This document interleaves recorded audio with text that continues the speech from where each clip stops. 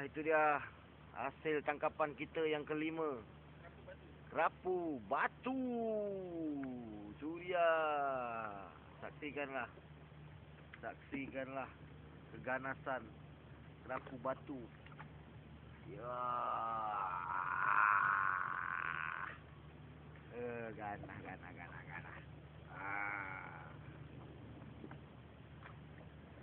So, geng. Okey. Lawan. Wah, jam. Alamak, malong. Malong apa ini?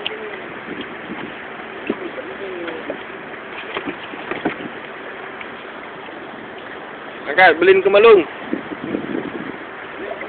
Tengok, angkat tengok.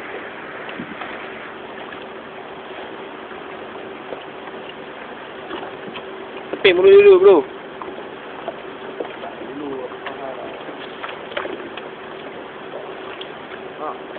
Belin.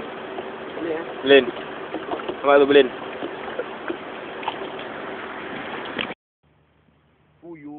Geng. Tangkapan pertama, geng. Kerapu. Cakap dulu. Bila babi, geng. Kerapu. Tengok. Ada nampak? Nampak? Kerapu, geng.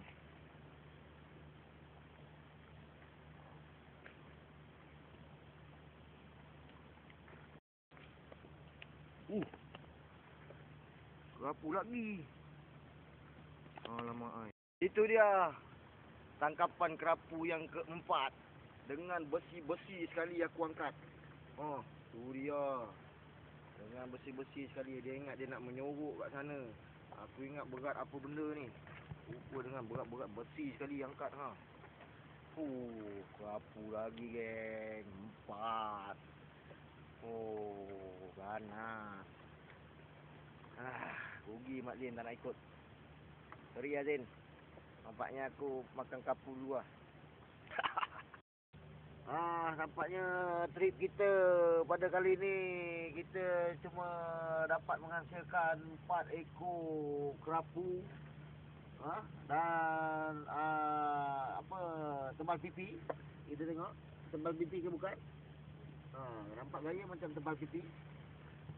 Tapi lebih kurang 1000 gram. Ini dia hasil-hasilnya pada malam ni. Trip kita yang hampir memakan masa 5 jam.